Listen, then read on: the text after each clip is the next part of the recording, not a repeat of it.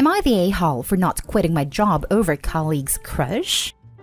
I, 32 female, live with my partner, 44 male, and work in research.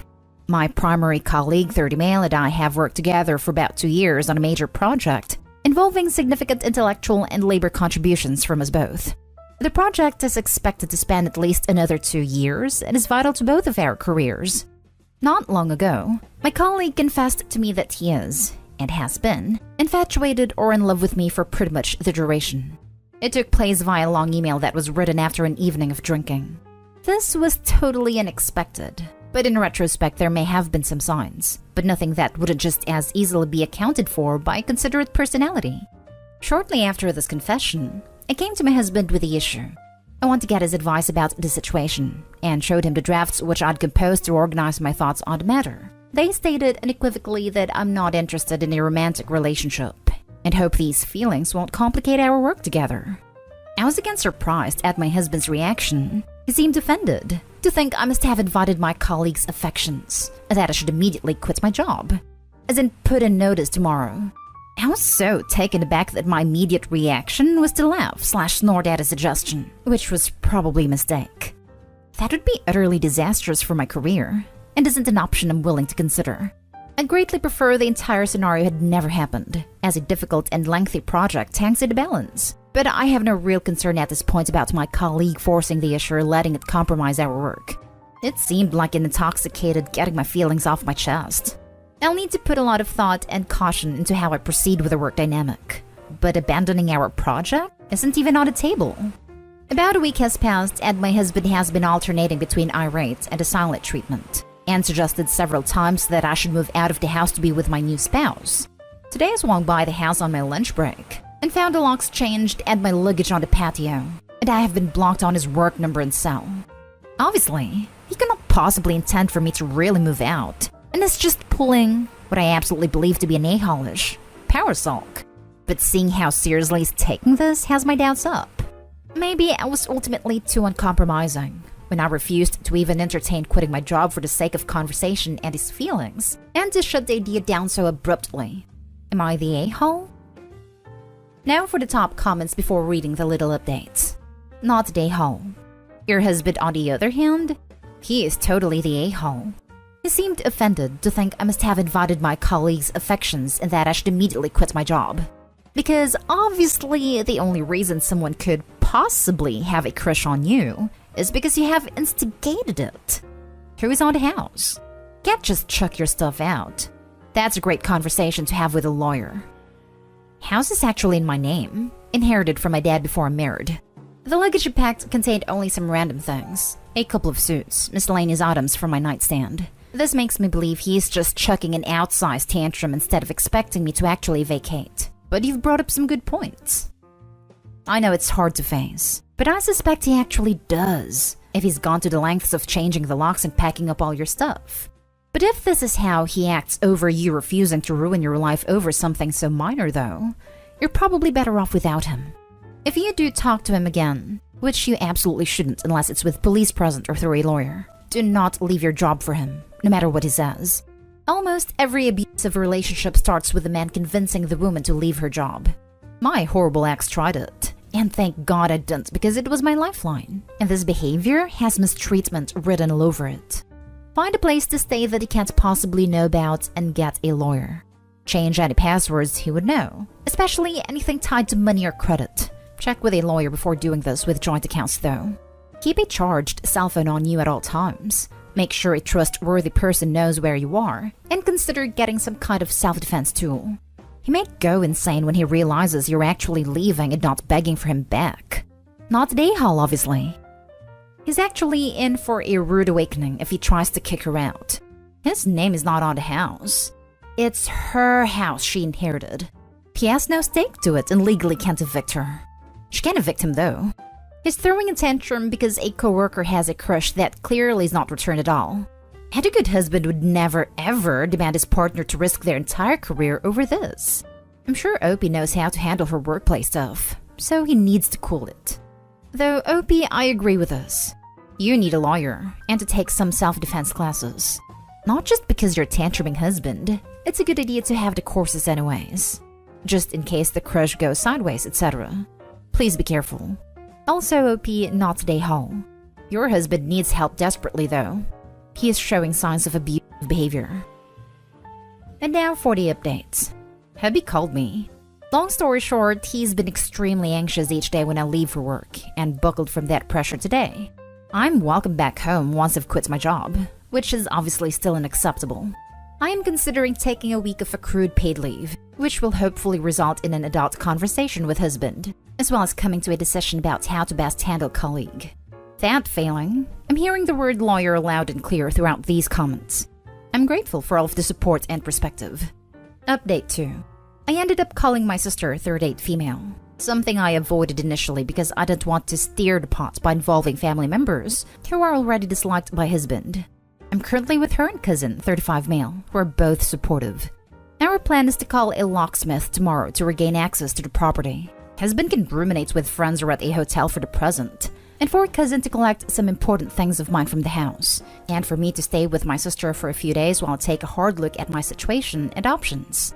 I'm not set on divorce at this point, but I definitely need to reassert some very basic boundaries before exploring further discussions with my husband. Thank you strangers on Reddit for helping me emerge from the emotional haze with some clarity. Next story is titled, Am I the a-hole for making my husband miss seeing his mom for the first time in over a year on her birthday? Last night was my 21 mother-in-law's birthday.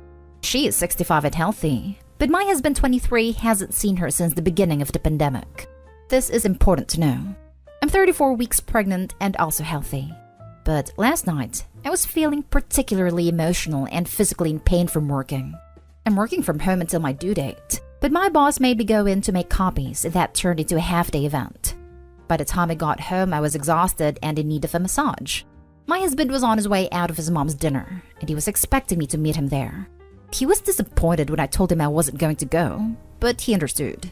However, when I asked him to stay back for half an hour to give me a massage, he got upset that I'd make him late and in turn piss off his mom on the day seeing her again for the first time since pre-pandemic.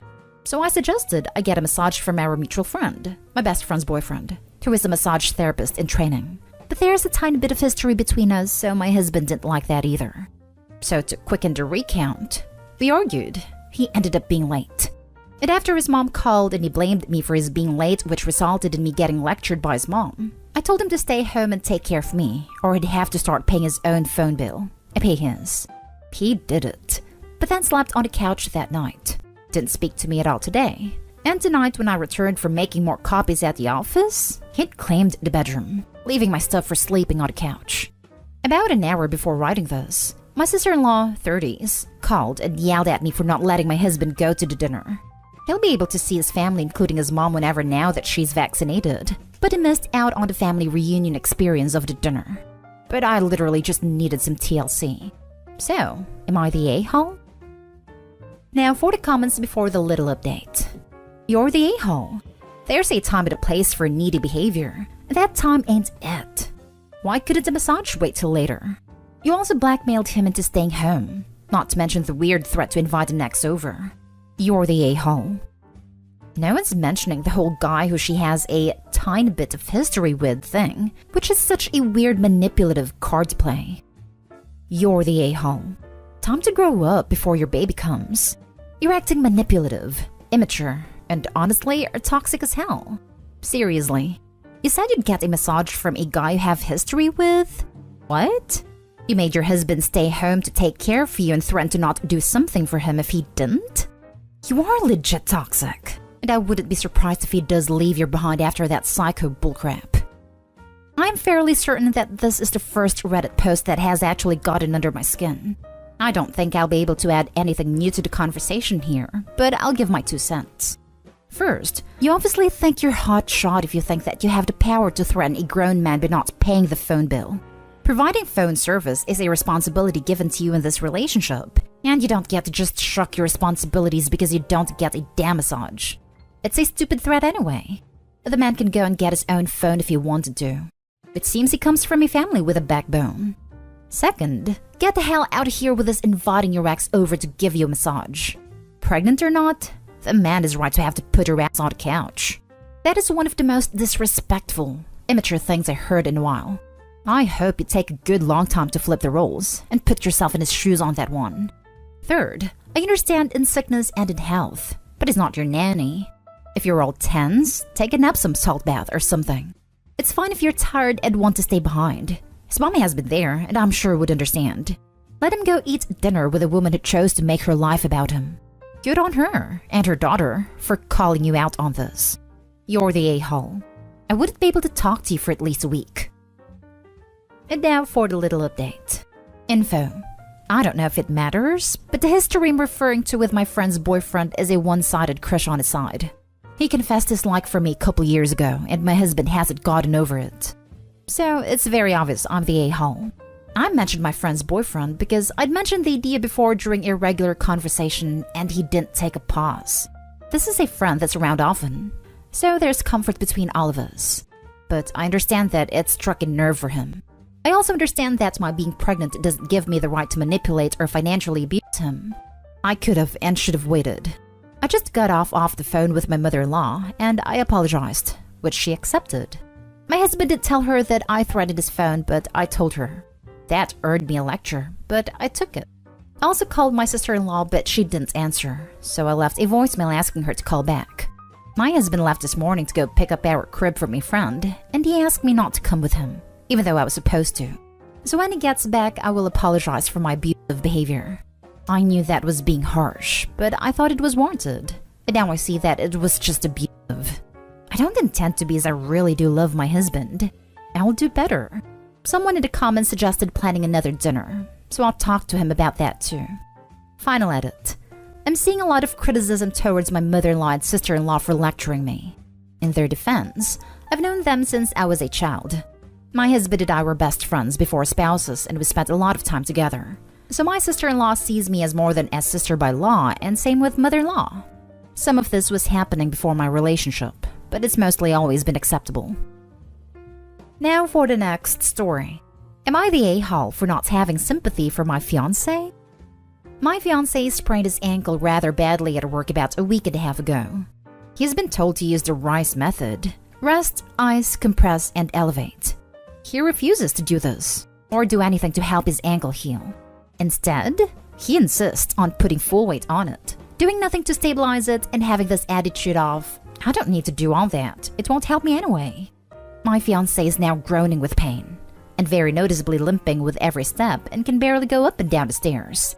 He's complaining how much pain he's in, and how nothing has ever hurt this badly, and is looking to me to feel sorry for him and treat him extra special. That's not me. I don't pamper or baby adults, but when I've tried to get him to let me actually help him take care of his injured ankle, it's been rejected. I got fed up and told him I have zero sympathy for him because he won't help himself, and he won't allow me to help him. And he knows he's just making it worse. So stop looking to me for special treatment because it's not happening. Am I the a-hole? Edit. He also refuses to use any mobility aids like crutches or a cane, which would be helpful. Now for the comments. Not the a-hole. He did this to himself. If he refuses treatment, he is going to have to suffer the consequences. My sympathies to you, Opie, that you are dealing with such behavior. You're going to marry this dude? Should you have children, get excited for him to tell them to man up when they've got croup or rear infections. That following doctor's advice is for losers. Not the a-hole. Good luck to you, though. Not the a-hole. And in a way, this is a gift to you because this is very useful information to have about his behavior before you're legally tied to each other. He sounds like one of those men that thinks acting strong beats any sickness, trying to be a hero in his head for powering through. Last story. Am I the a-hole for refusing to pay the internet bill because he went and blew a bunch of money? My fiancé is absolutely terrible with money when he gets depressed. He splurges whenever he hits a rough patch. He has never put us in the hole, but he still buys stupid stuffs and almost never gets used, or used once and tossed to the side. He also has a habit of buying drinks and snacks every time he goes to the store, even if he had just eaten. We have easily over $200 in gas station purchases a month. If he's not spending money, he's not happy, basically. We both work full-time at really good paying jobs. However, we have been saving for nearly a year and a half for a 20% down payment on a home loan. Despite us both putting money towards the savings in every paycheck, we don't have much. Maybe $2,500. Why? Because he is on a depressive spell. It has been for like 4 months. Therefore, he's only been putting like maybe $10 out of his paycheck into the savings to my $100 to $150. I don't use the internet. I don't watch TV. I don't play games. I don't use it for literally anything. Despite this, usually I'm the one who pays the bill. We split bills. It runs $90 a month for basic. 3 days ago, I come home to find a brand new toolbox and a bunch of tools. This man is not handy. I have never seen him even touch a hammer. This toolbox and tools run about $350. I was pissed. Didn't pay the internet, now it's turned off. When he asked why the internet was shut off, I made it quite clear that if he wasn't buying stupid stuffs that he will never use, then the internet would be on because we would have the money. I wasn't about to leave myself with $40 for the next week just to pay the bill because he decided to splurge. He tried arguing that those things are stuff that we should have in case of emergencies. I won't budge, and he doesn't have the money to pay the bill either. So now he can't play his video games to decompress. Am I the a-hole? Edited to add. He refuses therapy. He gets depressed easily once a year for months at a time. Not the a-hole, obviously. You have a much bigger problem than an unpaid internet bill. You don't say when your wedding is, but I promise you these problems will get worse after marriage. You say you split the bills, yet it seems you are picking up a huge amount of financial slack. He has serious emotional problems that he refuses to get help for. You aren't taking care of this man financially and emotionally. Please don't marry him before these issues are resolved. It is the refusal to seek treatment for the depressive episodes that is truly alarming. They are only going to get worse with age. Treatment should be a precondition for the relationship continuing.